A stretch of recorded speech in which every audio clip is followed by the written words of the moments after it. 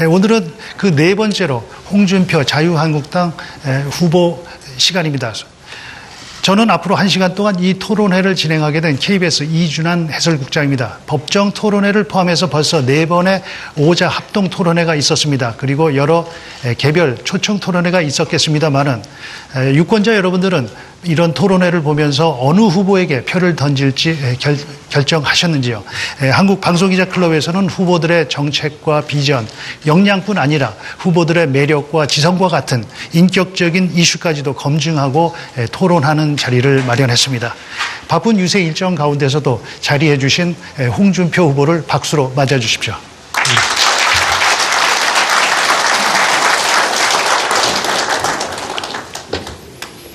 네, 오늘 토론은 KBS와 MBC, SBS가 텔레비전으로, CBS가 라디오로 전국에 생중계 방송하고 YTN과 MBN이 녹화 편성해서 방송할 예정입니다. 이번 5회에 걸친 토론회는 대한민국 헌정회가 후원하고 있습니다. 토론에 참여할 패널들을 소개하겠습니다. 먼저 MBC 박성준 국회 팀장입니다. 다음은 MBN 장광익 정치부장입니다. 후보 건너서 CBS의 김재덕 논설위원입니다. SBS 원일이 선임 기자입니다. 끝으로 YTN 이동우 선거단장입니다. 홍준표 후보에게 궁금한 점들을 국민들을 대신해서 기탄 없이 질문해 주시기 바랍니다. 그럼 토론에 앞서서 홍준표 후보의 모두 발언을 들어보도록 하겠습니다. 시간은 1분 30초 드립니다. 홍 후보님 시작해 주시죠. 존경하는 국민 여러분, 이제 대선이 다가왔습니다. 저희 아버님은 무학입니다. 마지막 직업이 울산 현대조선소에 일당 800원 받던 임시직 경비원이었습니다. 저희 어머님은 문맹입니다. 까막눈입니다. 그런 두 분의 사이에서 태어난 아들도 열심히 노력하면 대한민국 대통령이 될 수 있다는 것이 바로 민주주의라고 저는 생각합니다. 그런 부모님을 두고 제가 자라도 저는 바르게 자랐습니다. 열심히 살았습니다. 5월 9일 여러분의 힘으로 강인한 대통령이 한번 되어보겠습니다. 이 나라 안보를 튼튼히 하고 5천만 국민의 생명과 재산을 지키는 강인한 대통령이 되고 또 이 땅의 청년들과 서민들에게 꿈과 희망을 주는 그런 대통령이 꼭 되도록 하겠습니다. 감사합니다. 네, 모두 발언 잘 들었습니다. 본격적인 토론에 들어갈 텐데요. 각 패널과 후보의 두 차례씩의 질문 답변은 4분 안에서 이루어집니다. 그 시간 안에 보충 질문과 추가 질문이 가능한데요. 한정된 시간이지만 충실한 토론이 이루어질 수 있도록 질문하는 패널과 답변하는 후보께서는 시간을 맞춰서 준비한 내용을 골고루 반영될 수 있도록 해주시기를 부탁드리겠습니다. 자, 그럼 토론 시작하겠습니다. YTN의 이동우 선거단장부터 시작하시겠습니다. 예, 후보님 이제 그 대선이 13일 남았습니다. 저는 여론조사 지지율과 관련해서 먼저 좀 질문을 드리겠는데요. 현재 각종 여론조사를 보면 문재인 후보가 한 40% 정도 나오고 안철수 후보가 한 30% 그리고 홍준표 후보는 10% 전후가 나오고 있습니다. 물론 이제 여론조사에 따라서는 한 15% 가까이 나오는 여론조사도 있긴 합니다만 그런데 홍 후보는 이런 그 여론조사를 믿을 수가 없다. 당에서 하고 있는 여론조사하고는 차이가 크다 이렇게 주장하고 계신데 그렇다면은 그 숨어있는 보수 표심, 이 샤이 보수층은 어느 정도 된다고 보십니까? 지금 그 문재인 후보는 아마 정점을 찍었을 겁니다. 자기 지지세를 거의 다 모았을 겁니다. 그렇지만은 지금 그 지난 그 대선 때 18대 대선 때 보면 우리 보수표 중에서 상당히 떠돌고 있는 표가 35%가량은 저는 있다고 봅니다.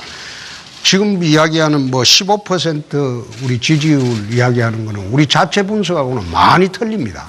많이 틀리고 앞으로 이제 이 게임은 지난번에 박근혜 대통령을 지지했던 그 보수표를 80% 정도만 우리가 받아도 이 3자 구도에서 이기는 대선이라고 저는 확신합니다.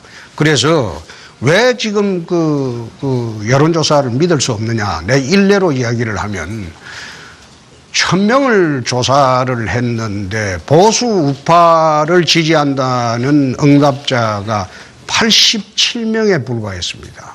10%도 안 된다는 거죠. 그러면 그 응답률이 과연 맞느냐는 겁니다. 그래서 그런 식의 여론조사 하는 거는 2004년도에 이미 탄핵 때 제가 동대문 의뢰 출마를 했을 때 16일 전에 여론조사가 제가 16%고 상대방 후보가 48%였습니다. 그런데 선거 끝나고 보니까 제가 1.2% 이겼습니다. 그러면 보름 사이에 불과 그게 34%가 움직였다는 것, 그거는 거짓말이죠. 여론조사가 잘못된 거죠.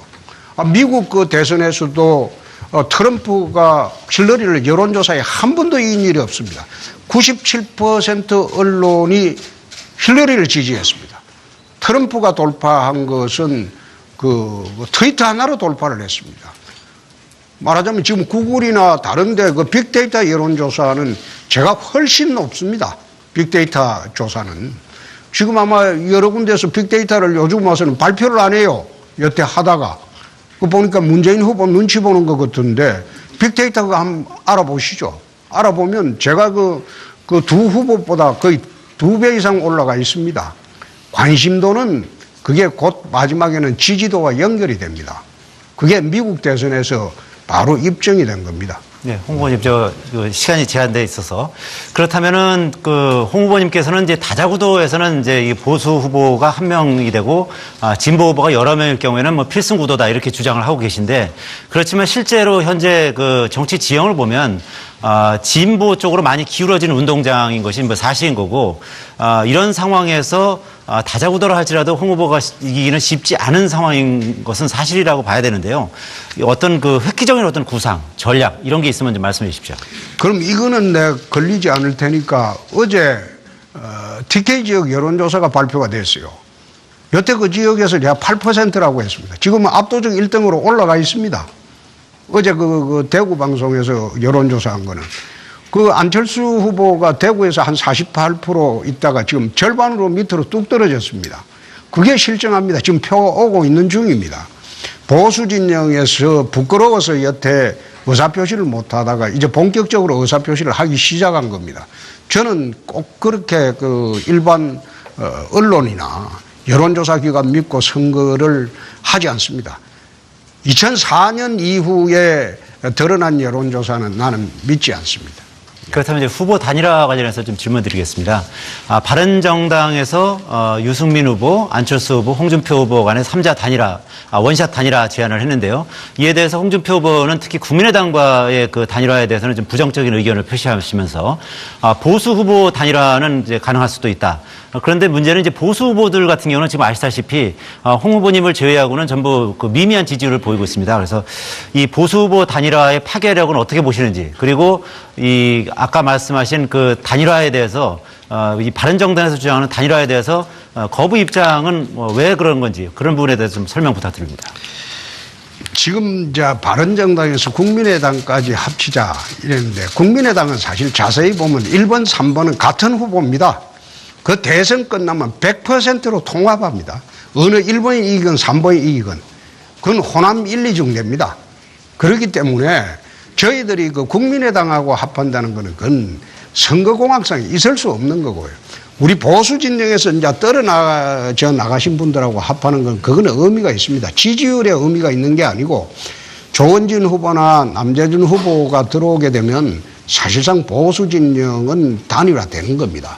바른정당의 그 유승민 후보는 제가 보건대는 끝까지 갈 것 같습니다. 다음을 위해서 아마 끝까지 갈 것 같기 때문에 굳이 우리는 거기 단일화에 목매지를 않습니다. 네. 그럼 마지막 질문입니다.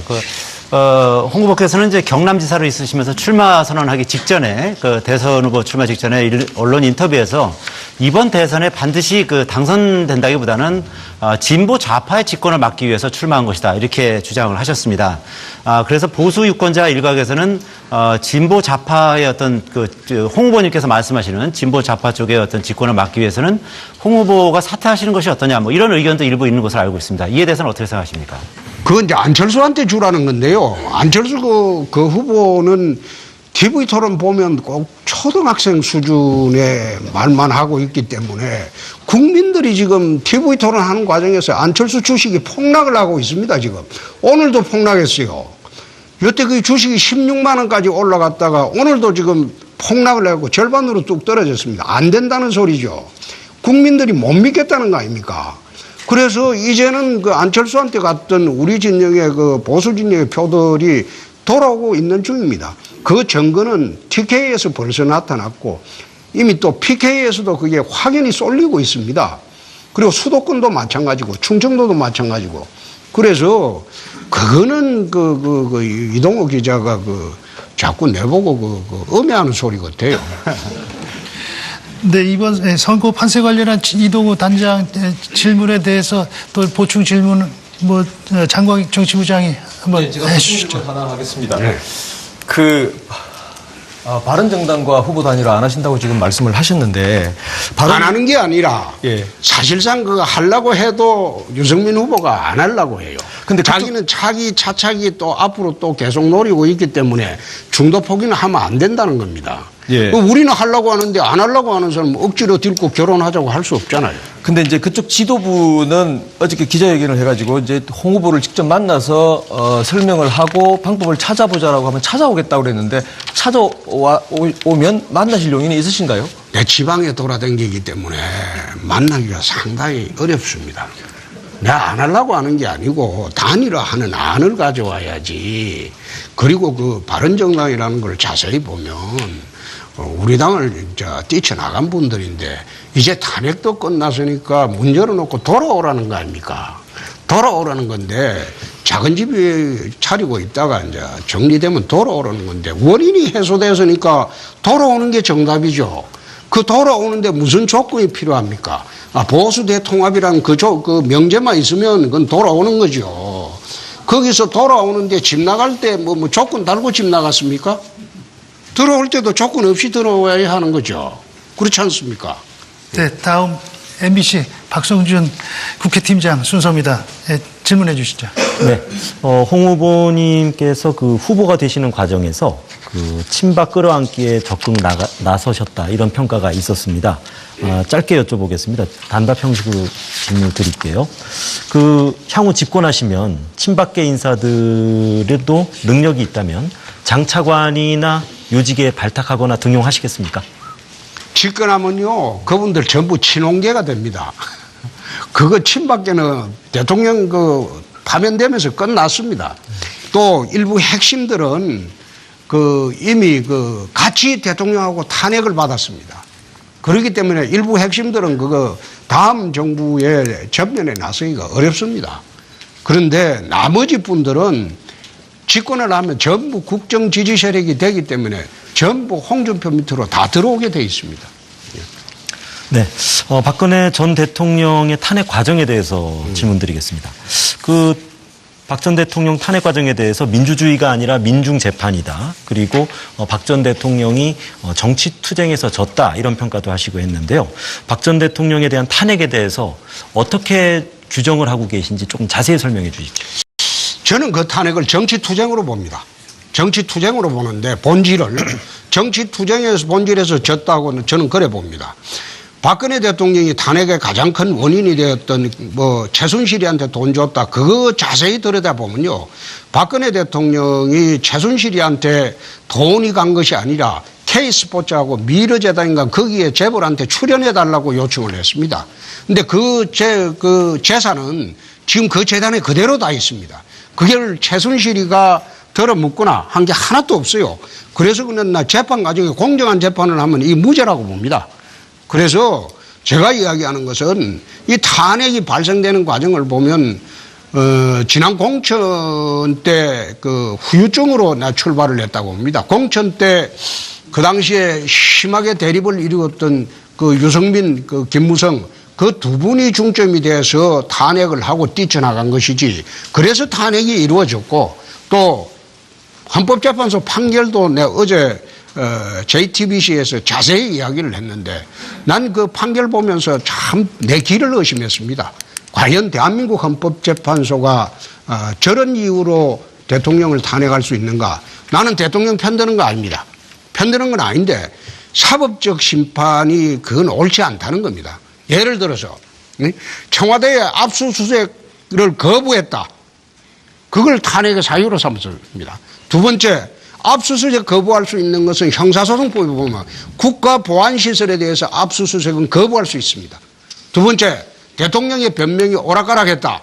그거는 대통령이 피의자가 된 이상 피의자가 오락가락 변명을 하는 것은 자기 형사소송보다는 권리입니다. 그걸 확정하는 게 재판입니다. 그리고 세 번째, 또 특검이나 검찰에 조사받으러 나가지 않았다. 조사받으러 안 나가도 돼요. 그게 형사소송보다는 피의자의 권리입니다. 그러면 조사받으러 안 나가면 강제수사를 해야죠. 그 절차가 있는데 그 세 가지 이유를 들어가지고 마치 이것이 대통령이 헌법 수호 의지가 없는 양 그래 판결하는 것을 보고 저희 헌법재판소 판결이 맞나? 마치 잡범들한테 마지막에 훈계를 하면서 니 왜 거짓말했나? 결론을 내면서 재판 끝나고 난 뒤에 훈계를 하면서 너 실형 가라. 너 반성하고 있으니까 집행유예 가라. 잡범들한테 훈계하면서 재판하는 그 꼴이다 이 말이에요. 그래서 내가 그거는 누차 이야기를 냈습니다. 이거는 헌법재판이 아니다. 민중재판이다. 촛불이 겁이 나니까. 또 문재인 후보가 탄핵이 안 받아들이지만 민중혁명을 하겠다고 했잖아요. 또 뭐라고 했습니까? 보수를 불태워버리겠다고 했습니다. 이런 막말을 그 문재인 후보 하는 거 보고 겁이 난 겁니다. 그래서 내가 이런 판결은 옳지 않다. 나는 절대 박근혜 대통령에 비판도 많이 한 사람입니다. 그래서 참 우리 우파 진영에서 내 비난도 많이 받고 있어요. 그렇지만은 옳고 그러면 분명히 국민들이 좀 아시고 그렇게 갔으면 좋겠다는 취지에서 내가 그런 이야기를 한 겁니다. 그럼 가정법적으로요. 지난해 12월 9일 날 국회 본회의장에 국회의원 신분으로 계셨다면 그 탄핵안에 대해서 반대표를 던지셨겠습니까? 저는 그 탄핵 사유가 나왔을 때 대통령이 이런 이야기를 했습니다. 4월 달에 물러나겠다. 스스로 물러나겠다. 4월 말에 하야하겠다. 그 발표를 했을 때 그때 내 페이스북에다가 글에 썼습니다. 탄핵을 하게 되면 헌법재판소로 촛불과 반대 세력들이 다 몰려갈 것이다. 그건 민중재판이 된다. 민주주의를 부정하는 것이 된다. 재판도 시위대의 압력으로 진행이 된다면 이 땅의 민주주의는 사라진다. 그래서 대통령이 스스로 물러나겠다고 했으니 스스로 물러나게 하자. 그렇게 제안을 했습니다. 그렇게 제안을 했는데 만약 제가 국회에 있었다면 저는 탄핵 사유가 적절치 못하다. 탄핵 사유는요. 확정된 증거가 있어야 됩니다. 그 탄핵 사유에 나와 있는 거 보면 아직 재판 진행 중이에요. 재판이 끝나고 확정이 돼야지 탄핵 여부가 결정이 되는 것이지 확정된 증거가 하나도 없는데 검찰이 기소장 내고 특검이 수사 결과 발표했다고 해서 그게 모두 유죄입니까? 그게 모두 유죄라면 그 재판이 필요 없죠. 확정된 증거도 없이 대통령을 끌어내려 놓고 이제 구속까지 했다 얘기야. 구속까지 했으면 공정한 재판이라도 받게 해줘야 옳지 않느냐. 만약 이게 야당이 되면 1번, 3번이 되면 이 공정한 재판을 받게 하겠느냐. 내가 그런 이야기를 합니다. 거듭 이야기하지만은 나는 친박도 아니고 이명박 대통령이 있을 때 난 친이도 아닙니다. 이해창 총재 있을 때 이해창계도 아니었고 나는 독고다이로 살았습니다. 독고다이로 살았는데 내가 앉아서 내 힘으로 쭉 정치를 해온 사람입니다. 누구 편들어 본 일 한 번도 없습니다. 이분리를 떠나서 내가 생각하는 바를 국민 앞에 못 밝힐 일도 한 번도 없습니다. 네. 그러면 방금 말씀을 하셨는데 홍 후보님이 집권을 해야 박 전 대통령이 올바른 재판을 받을 수 있다. 공정한 재판을 받을 수 있다. 네. 공정한 재판. 네. 하나만 더 여쭤보겠습니다. 그 탄핵 반대를 주장했던 태극기 집회에 대해서 지지자들이 있었습니다. 또는 참석자들도 있었습니다. 그러니까 태극기 집회 참석자 또는 지지자들의 그 표심이 홍 후보님께 향할 것이다. 이렇게 확신하십니까? 저는 결국 태극기 집회에 참여하신 분들도 그게 꼭 그 탄핵에 반대했다 이렇게 다 보지는 않습니다. 이 나라 자빠정거리 들어올까 싶어서 참 두려우니까 전부 태극기를 들고 대한문으로 몰린 것이죠. 그분들은 결국 이 나라 자빠정권이 들어오지 않게 하려면 5월 9일날 어떻게 해야 될지 그건 저는 명확하게 판단하시리라고 저는 확신합니다. 그렇기 때문에 그분들이 뭐 다른 선택을 하고 나는 그렇게 보지를 않습니다. 예. 네, 다음은 MBN 장광익 정치부장이 받아주시죠. 예, 저는 후보님의 이미지에 관한 질문들을 좀 드리겠습니다. 사과는 하셨지만 그 돼지 흙 문제에 대한 여진이 좀 남아 있습니다. 특히 그 여성들, 젊은 여성들을 중심으로 해서 이 이미지가 참 그 이렇게 좋지 않아졌다는 것은 사실인 듯 보입니다. 혹시 그 사과는 하셨는데요. 사모님이나 가족들은 뭐라고 그러십니까? 이 문제에 대해서? 저희 애들은 이거 다 알죠. 12년 전에 이미 제가 참여록을 썼으니까 거기 보면 그것뿐만 아니라 제가 60까지 내 인생을 살면서 잘못한 이야기를 썼습니다. 오바마 대통령이 미 대선에 나왔을 때 마약을 했다고 고등학교 시절에 고백을 한 참여록을 쓴 적이 있습니다. 미국 국민들은 그거 다 용서했습니다. 지도자가 거짓말하는 게 무서운 것이지 자기 잘못을 스스로 참여하는 것 이거는 오히려 정직한 지도자라고 그렇게 이야기를 했습니다. 그 내용을 보면 제가 한 것도 아니고 그 당시에 서울상대 서울상대라고 하면 안 되지. S대 상대 학생들이 8명이 있었고 고대법대는 저 혼자 있었는데 그분들끼리 한 이야기를 옆에서 들었습니다. 근데 제가 그걸 못 말려서 말려야 되는데 못 말려서 내가 참 잘못했다. 이렇게 또 누구한테 적발이 된 것도 아니고 내 스스로 잘못했다고 했습니다. 그랬는데 그걸 갖다가 마치 대선 때가 되니까 12년 전에 제 책에 썼던 내용을 그걸 마치 내가 성폭력범이나 되는 것처럼 그렇게 확대 재생산하고 하는 거 내 사과를 몇 번 했습니다. 몇 번 했는데 그거 지금도 내가 잘못됐다고 생각을 합니다. 그 잘못된 그 행동이 한 가지뿐만 아니라 그 책을 보면 60가지가 나옵니다. 다른 59가지는 전혀 문제 안 삼고 그것만 딱 문제 삼으면 여성 표심에 좀 영향이 되겠다. 그러니까 집중적으로 문제 삼는 것인데 다시 한번 사과드리겠습니다. 그런 거 가지고 저를 매도하는 거는 그 18살 때 친구가 하는 것을 내가 막지 못해서 말리지 못해서 죄송하다. 그 이야기를 내가 수차례 말씀드렸습니다. 오늘 다시 말씀드릴 테니까 그거 좀 용서해 주시기 바랍니다. 예, 여론조사 잘 안 믿으신다고 그러시긴 하셨는데 저희가 여론조사를 하다 보면 꼭 빠뜨리지 않고 하는 여론조사가 있습니다. 후보들에 대한 호감도 그리고 비호감도 조사입니다. 비호감도 조사를 해보면 늘 1위가 홍준표 후보가 많이 나옵니다. 대체 국민들이 우리 홍 후보님한테 어떤 부분에서 비호감도를 느낀다고 생각하세요?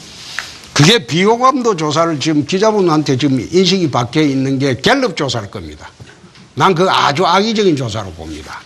그래서 아마 그때 동아일보하고 같이 조사할 때는 비호감도 1위가 문재인 후보였습니다. 2위가 저였고 지금 어제 그 대구방송 비호감도 조사는 압도적인 1위가 문재인 후보입니다. 지금 거꾸로 돼 있는데 갤럽 조사한 게 그게 난 그게 아주 악의적으로 조사한 걸로 알고 있습니다. 그래서 그거 가지고 자꾸 질문하시는데 비호감도가 좀 있다는 것은 그만큼 격렬한 반대층이 있다는 겁니다. 지난번에 미 대선 때 트럼프 비호감도가 압도적으로 1위였습니다. 그렇지만 트럼프가 됐습니다. 압도적인 1위로 비호감도가 있어도 사실상 호감층들이 그만큼 결집을 하는 겁니다. 근데 다시는 그런 거 질문하지 마세요. 실제로 문재인 후보가 비호감도 1위라는 거는 갤럽 조사하고 그 당시에 동아일보 조사하고 동시에 나왔습니다. 그런데 기자들은 꼭 보면 그때 동아일보 조사는 비호감도 1위가 내가 알기로는 그 문재인 후보입니다. 나는 한참 있다가 2위고. 그런데 그걸 꼭 그 패널들이 종편에 내가 종편 보면서 느낀 게 왜 종편이냐? 요즘도 보니까 종일 편파 방송한다고 종편이에요. 그래서 이 종편을 제가 만들었습니다. 예? 제가 만들고 내 요즘은 종편 보면서 참 후회를 합니다. 그 당시에 그 종편 만들 때 그 법을 그 민주당 반대 무릅쓰고 제가 만드는 법입니다. 그래서 좀 이제는 좀 평상심을 가지고 보도를 해 주셨으면 합니다. 예. 네. 계속해서 질의 이어가겠습니다. CBS 김재덕 논설위원 시작해 주시죠. 네, 후보께서는 성완종 리스트 사건으로 이제 대법원 재판을 받아야 됩니다. 대통령이 당선되면 재판이 정지된다 이렇게 말씀하고 계시지만 대통령 임기 전에 발생한 사건은 불소추 특권의 대상이 아니다. 그래서 재판이 계속돼야 된다. 이런 해석이 많습니다. 그리고 대법원도 주심을 대법관을 지정했고요. 8월 중에 선고가 내려질 걸로 이렇게 알고 있습니다. 후보께서 법을 너무 자의적으로 해석하시는 거 아닙니까? 법을 자의적으로 해석하는 게 아니라 그 사건은 법률심이기 때문에 법률적 쟁점만 봅니다. 그런데 내 사건은 이완구 총리 사건하고 달리 증거 능력 전부 다 인정했어요. 이완구 총리 사건은 성완종의 그 메모하고 그걸 증거 능력을 인정을 안 해서 무죄입니다. 제 사건은 보면 그 증거 능력을 전부 인정 다 했어요. 검찰이 제출한 증거 중에서 판단 안 한 게 하나도 없습니다. 그런데 사실관계로 무죄가 된 겁니다. 저한테 돈이 온 게 아니라 중간에서 떼먹었다. 그래갖고 무죄가 된 것인데 또 그 과정에서 항소심에서 돈 전달했다는 사람이 검사가 하도 시켜가지고 하도 보름 동안 부부하고 불러가지고 윽박지르는 바람에 부득이하게 거짓말한 부분이 있다. 가장 중요한 부분에 거짓말했다고 실토를 냈습니다. 그렇기 때문에 제 경험상 그거는 대법원에서 유죄될 그 파기환송된 확률이 0.1%도 안 됩니다. 하다못해 내가 그 파기환송되면 내 누구처럼 내 자살할 수도 있다. 내가 그 소리까지 했습니다. 근데 그거 가지고 자꾸 시비를 거니까 내가 참 그렇네요. 그러니까 재판이 진행돼도 무죄가 나올 거다 이렇게 확신을 하시는 거죠? 다음 무죄라고 확신이 안 되면 어떻게 대통령 선거에 나왔겠습니까? 그거는 난 성완종이를 몰라요. 내가 문재인 후보한테 물어봤어요. 아니, 내가 성완종이한테 엮였다고 자꾸 이야기했는데 당신은 그 민정수석이나 그거 하면서 성완종이 사면을 왜 한 정권에서 2번이나 해줬냐? 그 사면할 때 내가 알기로는 몇 입으로 안 해주는 줄 아는데 그 몇 입으로 사면 2번이나 해줬냐? 그래 물으니까 답변을 못 하잖아요. 네, 그리고 경남도지사직을 이제 시한 3분 전에 사퇴해서 보궐선거를 아예 할 수 없도록 원천 차단하셨는데 경남도민의 참정권은 제한하면서 유권자들한테 표를 달라 이렇게 하시는 게 이율 배반 아닙니까? 그 후보께서 본인 좌우명도 아마 뭐 뜻이 크고 기계가 크다 뭐 이런 사자성어를 좌우명으로 삼고 계신 걸로 알고 있는데 꼼수 사태, 목리 사태 이런 비판 계속 이어지고 있습니다. 이 부분에 대해서 어떻게 생각하십니까? 그러면 지금 대선에 나온 국회의원 3분은 왜 사퇴를 안 합니까? 안철수 후보는 보궐선거 이번에 없애기 위해서 5월 9일 이후로 사퇴를 했습니다. 그렇잖아요. 4월 9일 이후에 사퇴를 했어요. 그럼 유승민 심상정이는 왜 사퇴를 안 합니까? 나는 임기가 1년 2개월밖에 안 남았어. 이걸 제대로 선거를 하려고 하면 경남도에 줄사퇴 파동이 있습니다. 그렇게 해서 선거 비용이 한 300억을 지방비가 들어가야 됩니다. 그래서 내가 선거 비용을 내가 고생해서 땅 한 평 안 팔고 3년 6개월 고생을 해서 경남도 빚을 제로로 만들었습니다. 지금 아마 광역단체가 빚 없는 광역단체가 지금 아마 사상 최초로 경상남도가 빚이 한 푼도 없습니다. 재정건전화를 했어요. 그 재정건전화를 하고 청렴도를 14위 하던 걸 1등으로 만들어 놨습니다. 그건 경남도를 전부 깨끗하게 다 만들어 놨는데 내가 앉아서 열흘 정도 먼저 사퇴를 했으면 내 대선 운동을 열흘 더 할 수 있었어요. 그런데 내 대선 운동을 포기하더라도 우리 도민들한테 내가 300억을 부당하게 쓰는 것을 막아야 되겠다. 그렇게 해서 내 사퇴를 안 한 것인데 나는 심상정 후보나 유승민 후보도 사퇴를 해야 된다고 봅니다. 그 사람들은 임기가 지금 3년 이상 남았어요. 3년 이상 남았는데 자기들은 사퇴 안 하고 선거 떨어지면 또 국회의원 계속 해먹으려고 하는 거 아니에요. 그게 정당합니까? 그리고 안철수 후보도 그래요. 자기가 하려면 노원에 내년 4월 돼야 지금 보궐선거를 합니다. 그럼 1년 동안 국회의원이 없는 거 아니에요. 그럼 자기가 사퇴하려면 4월 9일 이전에 했어야죠. 자기도 보궐선거 이거 5월 9일 날 안 하려고 사퇴 늦게 했잖아요. 그런 식으로 자기들 비난해야지. 왜 도민의 아까운 그 세금을 갖다가 그 1년 2개월짜리 도지사 그 뽑는 거 이거 출마하기 전에 도의 모든 중요 정책을 1년 2개월 동안 중요 정책을 다 결정해주고 나왔어요. 이제는 직무대행자가 하면 그 새로운 결정할 게 없습니다. 그런데 나보고만 자꾸 꼼수사 때 언론이 많이 기울어져 있다는 것도 바로 거기에서 나 기인한다고 봅니다. 네. 한 가지만, 네. 왜 나머지 세 사람을 사퇴시켜야지.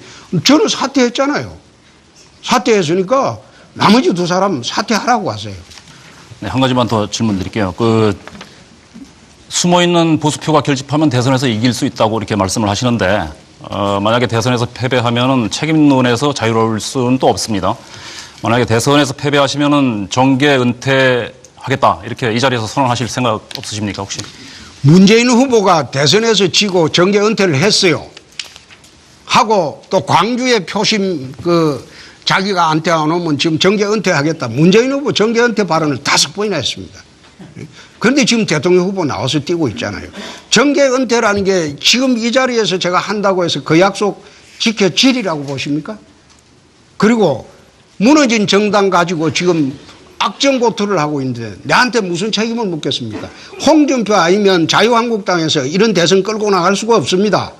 제가 그래도 보궐선거에는 자신이 있는 사람입니다. 2001년도 동대문 보궐선거로 내 국회로 다시 돌아왔고 2012년도 경남지사 보궐선거로 내 다시 돌아왔습니다. 이번 대통령 선거도 보궐선거입니다. 짧은 기간 내에 판을 뒤엎을 수 있는 사람은 대한민국에 홍준표만큼 그런 능력이 있는 사람은 없습니다. 지금도 지금 짧은 시간 내에 지금 다 뒤엎어 놨습니다. 오늘 토론 나가고 나면 아마 판도가 더 바뀔 겁니다. 네, 이제 정책 공약 질의로 넘어가겠습니다. 국방 안보 분야부터 시작하겠습니다. SBS 원일이 선임 기자가 준비하고 있습니다. 질문해 주시죠. 네, 홍준표 후보께서는 북핵 대응책으로 전술핵 재배치 요구하고 계시죠. 여러 차례 말씀하신 걸로 지금 기억하고 있습니다. 네. 핵에는 핵으로 맞서야 되고 공포의 균형을 맞춘다는 점에서 단순하고 명쾌한 논리이긴 한데 두 가지 질문을 좀 드리고 싶습니다. 첫 번째는 전술핵을 재배치를 하면 26년 동안 한국 정부가 견지해왔던 한반도 비핵화를 포기하게 되는 결과를 갖고 올 것이고 이는 꼭 득만 있는 것이 아니라 실도 못지않게 많다라는 지적이 있습니다. 두 번째, 정작 전술핵을 갖다 줘야 할 미국이 전술핵의 재배치에 대해서는 트럼프 정부가 마치 군사 행동을 하겠다고 하는 것 위협은 하면서도 전술핵 재배치에 대해서는 미온적이다 못해 선을 긋고 사실상 반대 입장을 견지하고 있습니다. 자, 이럼에도 불구하고 득보다 실은 없다라고 지금 믿고 계십니까? 지금 원 기자님 질문하시는 비핵화 포기라는 그거는 질문 자체가 잘못됐습니다. 91년도 한반도 비핵화 선언을 할 때 북이 핵을 안 갖는다고 했습니다. 이미 핵을 갖고 있고 비핵화 선언은 그게 무의미해졌습니다. 아무 의미가 없어졌어요. 그런데 여기에서 실은 무엇인지 내가 모르겠습니다. 핵은 핵으로 맞서야지. 원래 이게 나토 같은 나라에 독일, 벨기에, 그리고 이태리, 터키, 네덜란드 전술핵이 재배치가 됐습니다. 지금 러시아 남하를 막기 위해서 전술핵이 재배치가 돼가지고 나토하고 나토의 독일군이나 이런 거하고 전부 핵의 공동 사용권을 갖고 있습니다. 말하자면 침입하면 같이 핵을 단추를 누를 수 있는 권한을 갖고 있습니다. 그래서 지금 소위 나토 전선이 지금 안정이 되어 있습니다. 핵은 핵밖에 막을 방법이 없습니다. 또 두 번째, 전술핵 재배치했다가 북의 핵이 제거되면 같이 철수하면 됩니다. 같이 철수하면 되는데 언제나 지금 DJ 노무현 시절에 70억 달러 퍼준 거 그게 핵이 돼 돌아왔는데 김정은이의 핵 공갈에 대한민국 국민들이 떨고 살아야 됩니까? 그건 말이 안 되죠. 두 번째, 트럼프가 미온적이다. 나는 그렇게 보지 않습니다. 만약 좌파 정부가 탄생을 하면 더 미온적일 수도 있고 코리아 패싱이란 말이 그래서 나오는 겁니다. 지금 우리나라의 안보 상황에 대해서 우리나라 정부가 의논하지 않습니다. 중국과 그 러시아와 일본과 의논해서 지금 북타격 여부를 지금 결정하고 있습니다. 그게 코리아 패싱이란 말입니다. 그러면 트럼프가 우파 정부가 들어온다면 이 반드시 협의해서 전술핵이 들어와야 됩니다. 일각에서는 전술핵하고 전략핵하고 구분을 못 해가지고 전략핵을 들어오는 게 좋지 않느냐. 전략핵은 ICBM처럼 이 대륙간 탄도탄을 이야기하는 거고 전술핵은 200-300km, 400-500km 단기전에서 사용되는 그런 핵입니다. 움직이기도 편하고 그래서 우리가 한다는 것은 핵은 핵으로 대응을 해야지 나토처럼 그 핵균형이 이루어져야지 군사균형이 제대로 이루어지고 평화가 옵니다. 지금 무장평화로 가야지 언제나 우리가 그 역대 대통령처럼 북에 굽신대고 돈 갖다 바치고 무슨 깡패한테 지금 앉아 월정금 매달 바쳐가면서 살은 게 몇 년입니까 지금? 30년이 넘었지 않습니까? 지금 또 갖다 바치라는 겁니까? 그래서 제가 집권하면요 북의 김정은이 내가 굴복시킬 자신이 있습니다. 대통령은 결기와 강단이 있어야 되고 배짱이 있어야 됩니다. 결기와 강단, 배짱 없이 국민의 5천만 국민의 생명과 재산을 어떻게 지키려고 합니까?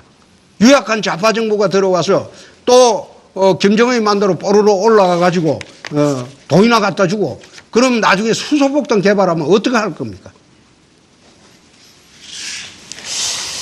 김정은이를 제압하겠다, 굴복시키겠다, 뭐 듣는 국민들 입장에서 시원하다고 하는 분들도 계실 것이고 또 동시에 또 걱정하시는 분들도 많다고 생각이 되는데 그렇다면 그 얘기는 미국이 선제 타격이나 예방 타격을 하겠다고 그랬을 때 만약에 홍 후보께서 대통령이 되신다면 그것에 동의하거나 아니면 결기를 보여주기 위해서 먼저 요구할 수도 있다라는 느낌까지도 주는 발언을 하고 계십니다, 지금. 그렇다면 미국의 이런 군사적 행동에 대해서는 기본적으로 찬성하시는 입장이십니까? 원일이 기자는 아주 악의적인 질문을 하네요. 나는 선제 타격을 동의한다고 단 한마디도 해본 일 없습니다. 네. 선제 타격을 하는 거는 좌파 정부가 들어왔을 때 코리아 패싱이란 말이에요. 한국과 의논하지 않고 선제 타격을 해버릴 것이다 그 말입니다. 우파 정부가 들어오면 남북 간의 긴장 상태하고 그걸 어떻게 폐기하는 방법을 우선 평화적으로 논의를 하겠죠. 그러나 좌파 정부가 들어오면 논의를 하는 즉시 이거는 바로 북에 알려주니까 미국이 한국 정부와는 전혀 상의를 안 할 거라는 겁니다. 그걸 거듭 말씀드리면 코리아 패싱이라는 거예요. 한국의 존재는 없어지는 거예요. 그래서 제가 들어오면 트럼프 행정부하고 적극적으로 협력해서 남북의 긴장 상태, 군사 대치 상황을 어떤 식으로 없도록 해야죠. 그것이 제가 집권해야 될 가장 큰 이유이기도 합니다. 네.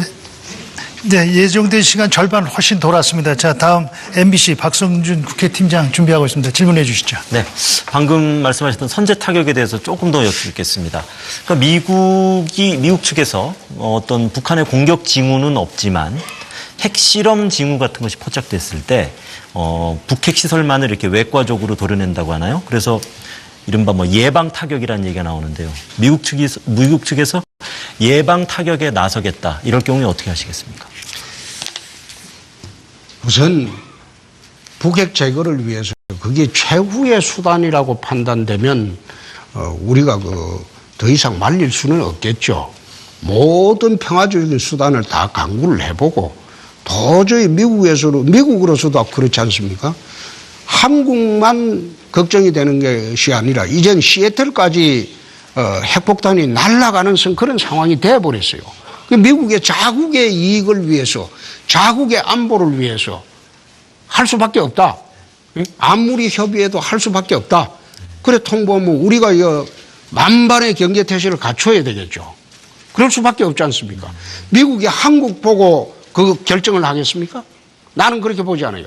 미국이란 나라는 언제나 자국의 이익을 중심으로 생각하는 나라입니다. 그러면 자국의 안보를 위해서 시애틀에 로스앤젤레스에 핵이 날아온다는 걸 가정을 할 때 도저히 이거는 묵과할 수 없다. 그럼 나선다고 한다면 우리는 어떤 식으로든 자위 조치를 강구를 해야 되겠죠. 그걸 갖다가 미국의 결정을 마지막까지 막아보기는 하겠지만은 자기들이 하겠다고 일방적으로 결정해서 통보하고 하면 우리로서는 자위 조치를 어떤 식으로 해야 될지 그 사전에 대비를 하고 선제 타격하는 거하고 전혀 좌파 정부가 들어왔을 때 코리아 패싱이라고 내가 자꾸 이야기를 했는데 한국과 상관없이 때려버릴 때 그건 전혀 상황이 틀려지죠. 네. 한 가지만 더 안보 문제 질문하겠습니다.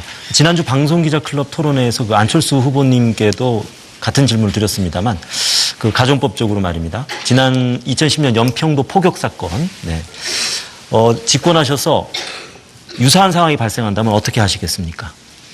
그거는 같은 수준의 대응은 꼭 해야 됩니다. 국군 통수권자가 돼가지고 내 나라 병사가 죽고 내 나라가 이래 공격을 당했는데 열중시하고 있으라? 나는 그거 아니라고 봅니다. 동일한 수준의 내 보복은 하겠습니다. 당시에 확전자재 메시지를 놓고 좀 논란이 있었는데요. 확전자재 메시지라는 게 이제 결국은 여태 역대 대통령들이 눈치 보면서 남북 관계를 설정을 했기 때문에 그런 그 메시지가 나온 걸로 압니다. 만약 저처럼 이래 확고한 국가관과 안보관을 가진 사람이 대통령이 되면 북에서 아마 쉽게 그래 하지 못할 겁니다. 반드시 저 성질로 한판 붙을 것이다. 그렇기 때문에 함부로 거치지는 못할 겁니다. 예. 네, 이어서 경제 분야 정책 질문입니다. MBN의 장광익 정치부장이 이어가 주시죠. 예, 경제 분야 하기 전에 언론 부분에 대해서 제가 한 가지 여쭤보겠습니다. 아까 종일 편파 방송한다라고 해서 종편이라고 말씀을 하셨는데 이 언론이라는 게 마음에 들지 않는 부분을 얘기할 수도 있고 또 비판을 할 수도 있고 좀 그렇습니다. 근데 이게 아까 동아일보 여론조사도 말씀하시고 뭐 이렇게 하시면서 악의적이다, 편파적이다 계속 이렇게 본인에 대해서 부정적인 데 대해서는 이렇게 표현을 하고 계신데 대통령의 언론관 치고는 좀 그렇지 않습니까? 대통령 지금 되기 전이니까요. 대통령 되면 달라지죠. 지금 앉아서 우리한테 일방적으로 불리하게 자꾸 하고 종편에 우리 보수 패널이 싹 빠졌어요. 보수 패널을 다 빼버렸어요. 다 빼버리고 지금 진보 패널만 들고 종일도록 방송을 하는데 저거 제가 집권하면 이거 아마 또 이제 그 양태가 싹 바뀔 거예요. 그래서 제가 대통령 되기 전에 이제 이 부당한 걸 시정하려고 이야기하는 거고 대통령이 되면 달라지죠. 근데 이제 국민들은 대통령이 되기 전에 이런 검증 과정을 통해서 판단을 하는 거 아니겠습니까? 그런데 검증하는 과정에서 지금 말씀하시는 거 보면 방금 표현하신 대로 북한이 그 성질로 한판 붙을 분위기다라고 느끼듯이 언론도 저 정도 성격이면 저희 언론에 대해서 한판 붙을 거다. 블랙리스트도 만들 수도 있겠다라는 생각도 드는데 혹시 블랙리스트 혹시 만드실 겁니까? 사실 요즘 자세히 보세요. 문재인 후보가 MBC 손보겠다고 했잖아요. 그렇잖아요. 그러면 MBC 출신들은 전부 내 편을 들어야지. 그렇지 않습니까? 그리고 지금 그 양반은 대통령 되기 전에 걸핏하면 토론할 때 나보고 책임질 수 있냐? 그럼 내 책임지고 사퇴하겠다. 사실이라면 당신이 어떻게 할 거냐? 이래 물으니까 대답을 안 하잖아요. 사실 지금 언론 협박하는 거는 문재인 후보가 내가 더 하고 있는 걸로 알고 있습니다. 그런데 나보고 오늘 이 이야기 했다고 언론 협박한다는데 사실 종편 패널에 지금 우리 보수 패널이 단 한 명이라도 있습니까? 있던 사람 전부 다 빼냈죠. 근데 왜 빼냈겠습니까? 근데 내가 집권하면 그 내용이 또 달라지죠. 그래서 나는 그거 갖고 나한테 언론관 문제 삼는 거는 차라리 문재인 후보한테 공개적으로 사실 자기가 되면 MBC 손보겠다고 공개적으로 이야기한 분 아닙니까? 그 사람 언론관이 더 무섭죠.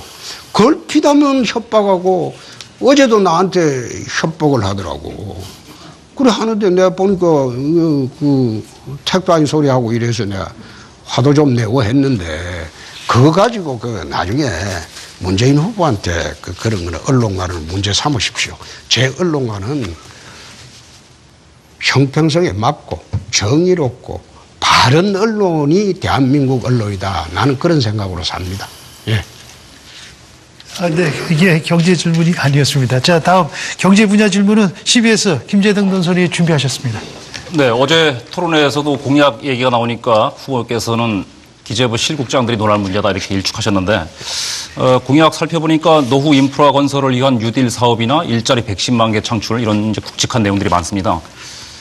전체 공약을 이행하는데 혹시 후보께서는 예산이 어느 정도 소요되는지 파악하고 계십니까? 제가 보고받기로는 한 70조 정도 지금 소요되는 거로 좀 보고를 받았습니다. 그 개수 조정하고 그건 대통령 할 일은 아니죠.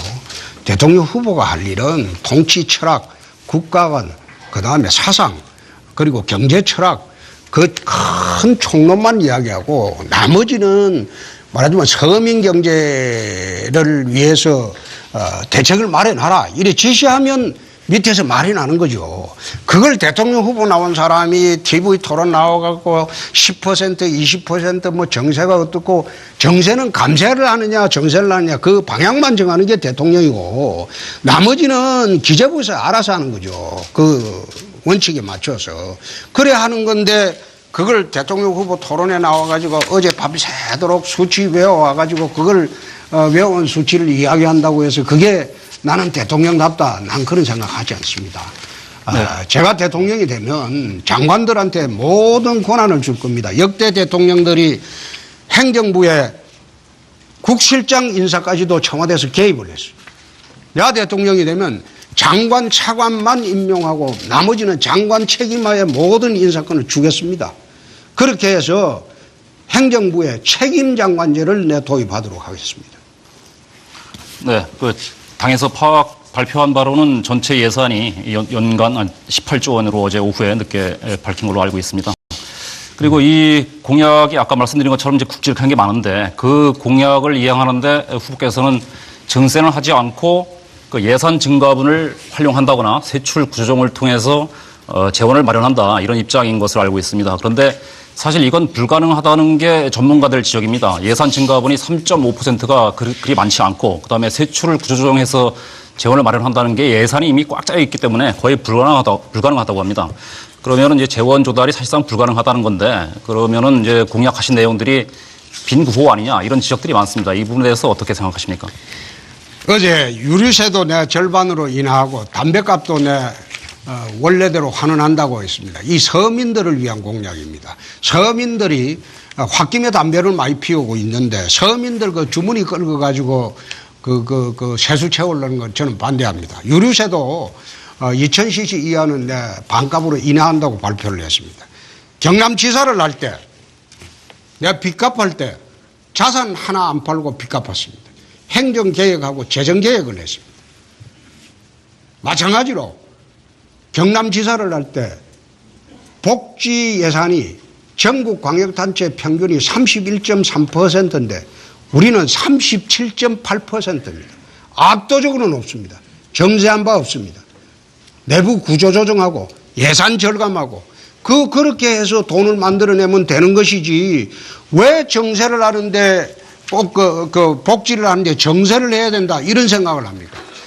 옛날에 최근에 경제 불황기에 스페인, 포르투갈, 이태리, 그리스가 말하자면 정세를 해서 퍼주기 복지를 했어요. 그래서 다 망했어요. 그런데 정세를 안 하고 오히려 법인세 깎아주고 그리고 소득세 좀 깎아주고 이렇게 해서 경기 진작시키고 서민들 그 소득 정제를 한 영국, 아일랜드는 불황의 터널에서 벗어났습니다. 마찬가지로 좌파들이 하는 것처럼 홍길동식으로 가진 자그 뺏어가지고 서민들한테 무상으로 나눠주겠다. 그건 공산주의 배급제도입니다. 나는 그런 정책을 취하고 싶지 않습니다. 그리고 정세를 안 해도 복지 예산이 다른 지자체보다 압도적으로 높다는 거 경상남도에서 내 실정을 했습니다. 마찬가지입니다. 나라 운영도 경상남도 지방정부고 국가 운영도 내 부채 줄일 자신이 있습니다. 복지대금 늘릴 자신이 있습니다. 정세를 안 하더라도. 네, 후반부를 향해 가고 있습니다. Y10 이동호 선거단장이 준비하고 계시죠? 예, 홍 후보님께서는 이번 그 대선 후보 중에 유일하게 검찰 출신입니다. 93년 슬롯머신 사건으로 이제 모래시계 검사라는 아주 별명도 얻으면서 그 모래시계 검사를 소재로 한 그런 드라마도 만들어지고 했었는데 홍 후보님께서는 유난히 검찰 개혁을 강조하고 있습니다. 경찰한테 영장 청구권을 주면서 검찰을 견제하겠다 이런 말씀을 하셨는데 현재 경찰 인력이 11만 명이 넘습니다.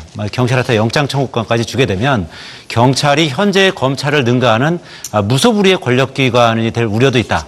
이런 부분에 대해서는 어떻게 생각하시는지 말씀해 주십시오. 저는 그 달리 생각합니다. 지금 경찰은 특히 진흥팀을 중심으로 수사하는 걸 보면 검찰 수사를 어떤 경우에는 능가하는 경우도 있습니다. 검사들이 옛날에는 정의로웠습니다. 저희들이 검사할 때는 한 달에 한 절반을 밤샘을 했어요. 그렇다고 해서 수사비가 나온 것도 아닙니다. 저희 월급 반을 쪼개가지고 피의자들 밥 사주면서 잡아온 사람들 수사를 했어요. 요즘 검사들은 셀러리맨이에요. 왔다 갔다 출퇴근하고 밖에 나가서 그랜저 검사, 뭐 벤처 여검사, 부정의 원천이 지금 검찰이 되고 있는데 또 검찰 내에서 수사를 하다가 사람 죽은 사례도 있잖아요. 그런데 인권 옹호 기관이라고 검찰이 떳떳이 이야기할 수 있습니까? 옛날에 우리가 검사할 때하고는 달리 지금 검사들은 어떻게 보면 김수영 씨 시에 보면 바람이 불면 풀은 눕는다고 했어요. 요즘 검찰들은 보면 바람이 불기 전에 지가 알아서 덜누워 버려요. 이런 검찰을 어째 독재에 독재 검사들이 권한에 지금 그 견제 장치가 없으니까 그래서 지금 경찰도 영장 청구권을 바로 주자. 그럼 결국은 영장 심사는 법원에서 합니다. 법원 판사님들이 그 오죽하겠어요. 바로 주고 검찰 경찰들이 상호 감시 체제를 만들자. 이제는 옛날 일제 시대처럼 검사가 독재하는 그런 시대를 만들지 말자. 검사를 지금 못 믿게 생겼으니까. 그래서 상호 견제할 수 있는 그런 체제를 만들어주자. 그런 뜻입니다. 검사가 옛날처럼 인권 옹호기관이 아니라는 게 여실히 드러나잖아요. 그렇다면은 그 검찰이 정치적으로 이제 중립성을 확보한다든지 독립성을 확보한다든지 이런 부분에서 제일 중요한 게 이제 인사인데요. 인사권을 행정부에서 가지고 있지 않습니까? 그래서 일부에서는 예전처럼 인사를 아예 그 검찰을 행정부가 아닌 사법부로 배속을 하는 것이 어떠냐 이런 의견도 있습니다. 그래서 검찰의 정치적 중립성, 독립성을 확보하기 위한 그런 방안이 있으면 뭐 말씀해 주십시오. 그게 지금 인사권은 이제 우리 이 기자님 말씀대로 이게 총장한테 주자는 거 아닙니까? 예. 그렇죠? 예. 장관은. 그럼 장관은 껍데기 되게 아무것도 할 일이 없어요. 제가 이야기하는 거는 장관을 좀 양심적인 사람이 가면 그런 일은 없을 것이다. 공정한 인사를 하고 장관한테 인사권이 없으면 장관은 또 구체적인 수사 통제권이 없습니다. 구체적인 수사 통제권은 검찰총장만 갖고 있습니다. 장관은 일반적으로 검찰총장한테 일반적인 기준만 제시하지 구체적인 사건에 대해서는 장관이 개입 못하게 되어 있습니다. 검찰총장이 적극적으로 소신 있는 사람이 할 수 있도록 구조가 되어 있습니다. 그런데 인사권을 전부 총장한테 주면 총장은 앉아서 사실상 검찰의 황제가 됩니다. 지금도 장관하고 총장하고 협의해서 인사를 합니다. 지금도 총장의 의견을 다 듣고 장관이 총장목, 장관목이 지금도 있는 것으로 나는 알고 있습니다. 오래전부터. 예. 네, 다음 SBS 원일이 선임 기자 마지막 질문 될 것 같습니다. 네, 준비한 건 많은데 시간이 짧습니다. 공약집을 보니까 개헌과 관련해서 4년 중임 분권형 대통령제 이렇게 표현은 돼 있습니다.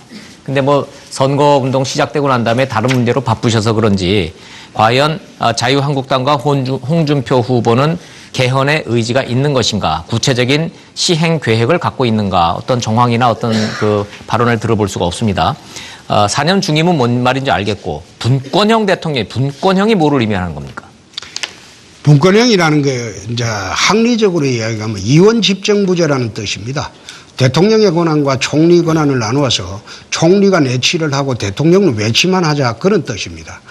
옛날에 이제 지금 프랑스에서 좀 바뀌긴 했는데 프랑스식 대통령제를 한번 채택해 보자 그 뜻인데 왜 이런 내용을 이야기하는가 하면 요즘은 입법 독재 시대입니다. 국회에서 모든 것이 이루어지기 때문에 국회하고 대통령이 협력 관계가 없으면 나라 운영하기가 어렵습니다. 그래서 이제는 어느 정도 국회가 성숙했다고 보고 분권형으로 가도 국민들이 안심할 수 있는 그런 수준이 아닐까. 이 이야기는 어제 오늘 한 이야기가 아니고 2002년도인가 제 책에도 분권형 대통령제를 이야기를 했습니다. 했고 또 우리나라의 당론이 분권인 대통령제입니다. 그리고 국회의원 수를 대폭 줄이자고 했습니다. 상원 50명, 하원 150명 이래 줄여놓고 전국을 그 50개 자치단체로 묶자는 겁니다. 도를 없애버리고 그래 묶어가지고 그 주에 그 50개 주에 한 명씩 상원의원을 뽑고 하원의원은 150명 이래 해가지고 하원의 분쟁을 상원이 조정하는 형식으로 미국식으로 한번 그렇게 가보자는 겁니다. 그렇게 하면 국회가 제대로 일을 할 수 있지 않겠나.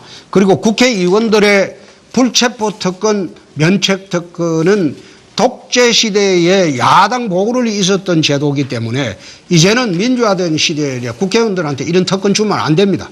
특권을 주니까 거짓말만 자꾸 하고 엉뚱한 소리를 하는데 불체포 특권, 면책 특권 이것도 우리가 폐지하자는 겁니다.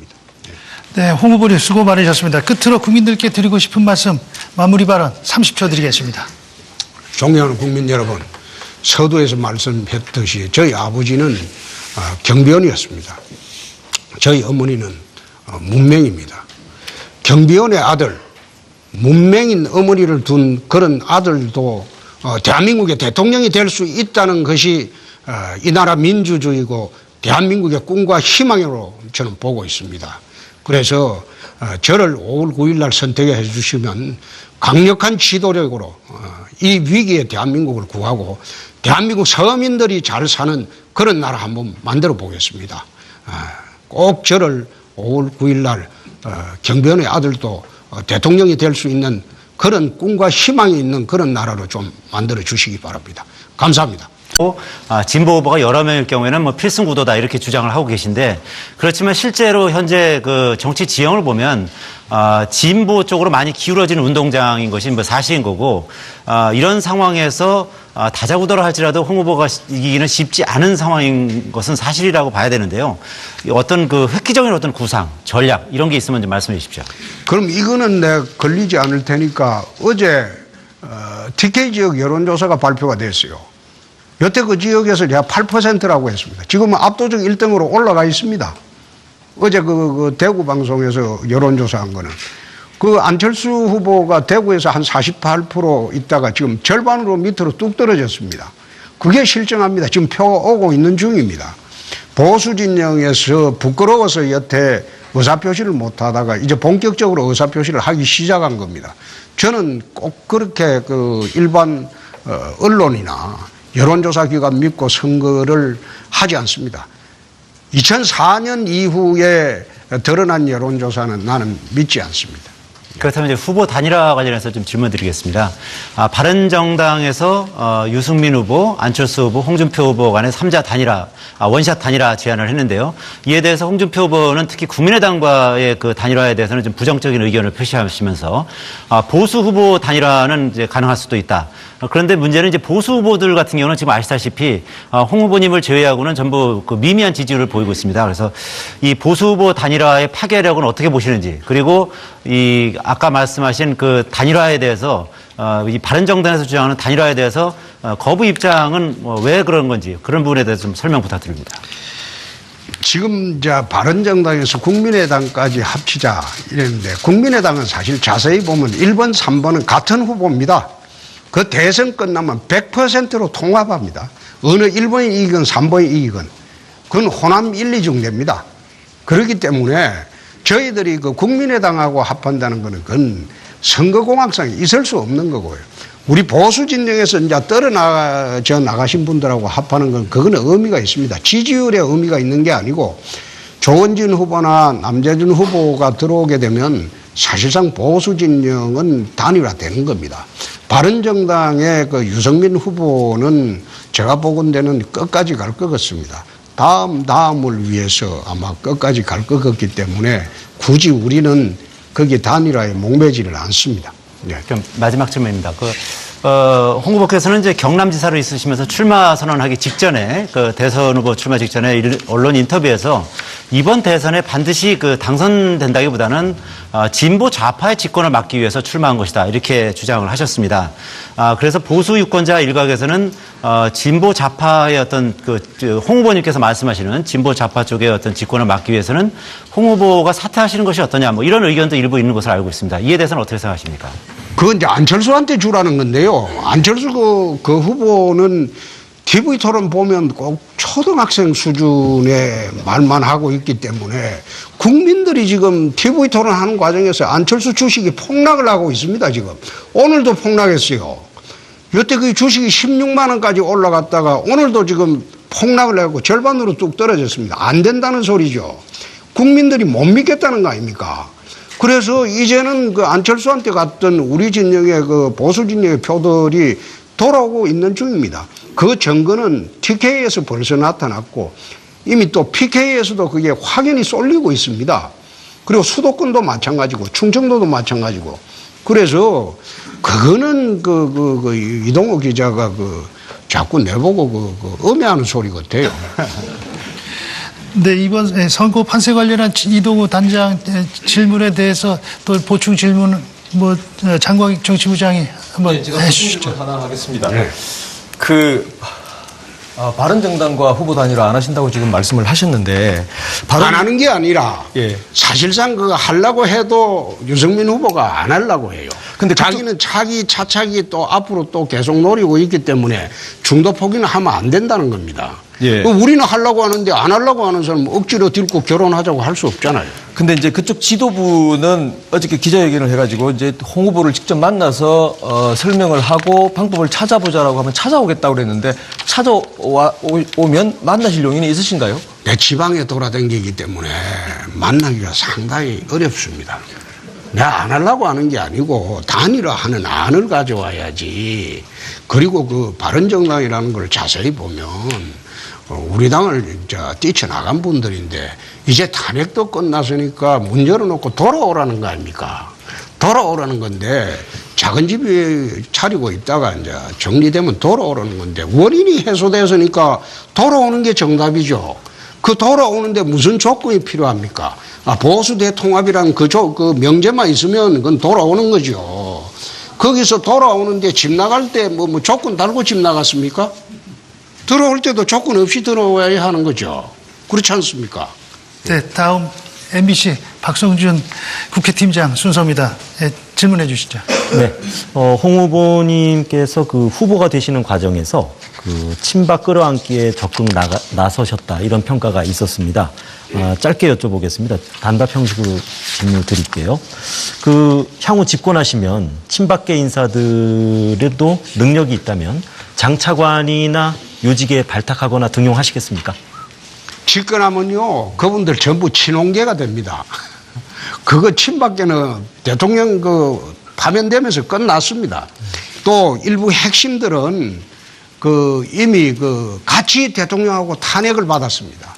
그렇기 때문에 일부 핵심들은 다음 정부의 전면에 나서기가 어렵습니다. 그런데 나머지 분들은 집권을 하면 전부 국정 지지 세력이 되기 때문에 전부 홍준표 밑으로 다 들어오게 돼 있습니다. 네, 박근혜 전 대통령의 탄핵 과정에 대해서 질문드리겠습니다. 박 전 대통령 탄핵 과정에 대해서 민주주의가 아니라 민중재판이다. 그리고 박 전 대통령이 정치투쟁에서 졌다. 이런 평가도 하시고. 네, 오늘은 그 네 번째로 홍준표 자유한국당 후보 시간입니다. 저는 앞으로 1시간 동안 이 토론회를 진행하게 된 KBS 이준환 해설국장입니다. 법정 토론회를 포함해서 벌써 4번의 오자 합동 토론회가 있었습니다. 그리고 여러 개별 초청 토론회가 있었겠습니다만은 유권자 여러분들은 이런 토론회를 보면서 어느 후보에게 표를 던질지 결정하셨는지요. 한국방송기자클럽에서는 후보들의 정책과 비전, 역량뿐 아니라 후보들의 매력과 지성과 같은 인격적인 이슈까지도 검증하고 토론하는 자리를 마련했습니다. 바쁜 유세 일정 가운데서도 자리해 주신 홍준표 후보를 박수로 맞아주십시오.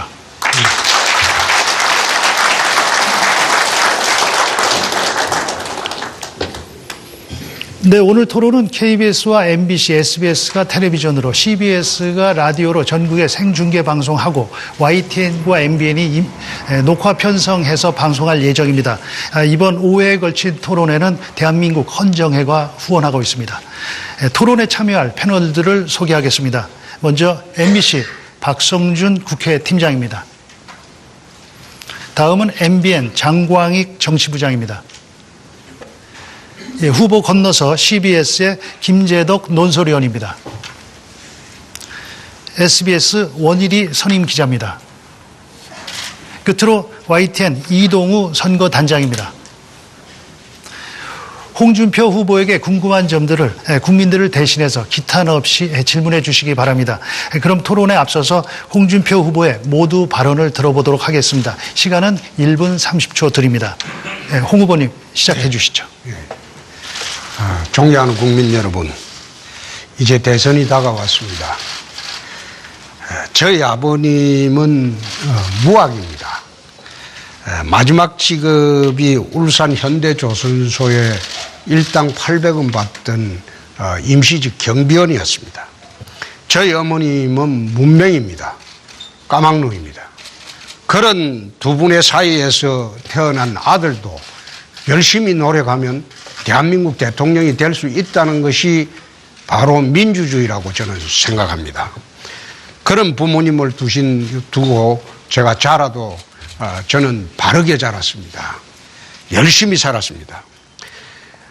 5월 9일 여러분의 힘으로 강인한 대통령이 한번 되어보겠습니다. 이 나라 안보를 튼튼히 하고 5천만 국민의 생명과 재산을 지키는 강인한 대통령이 되고 또 이 땅의 청년들과 서민들에게 꿈과 희망을 주는 그런 대통령이 꼭 되도록 하겠습니다. 감사합니다. 네, 모두 발언 잘 들었습니다. 본격적인 토론에 들어갈 텐데요. 각 패널과 후보의 두 차례씩의 질문 답변은 4분 안에서 이루어집니다. 그 시간 안에 보충 질문과 추가 질문이 가능한데요. 한정된 시간이지만 충실한 토론이 이루어질 수 있도록 질문하는 패널과 답변하는 후보께서는 시간을 맞춰서 준비한 내용을 골고루 반영될 수 있도록 해주시기를 부탁드리겠습니다. 자, 그럼 토론 시작하겠습니다. YTN의 이동우 선거단장부터 시작하시겠습니다.